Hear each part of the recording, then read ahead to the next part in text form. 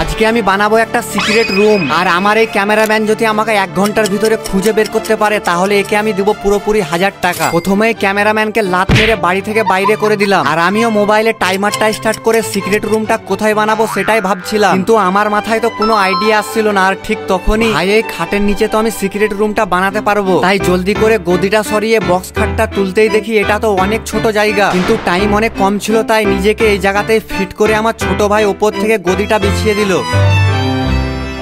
Guys 1 ঘন্টা হয়ে গেছে, তো চলো এবার সুজন ভাইকে খুঁজি গা।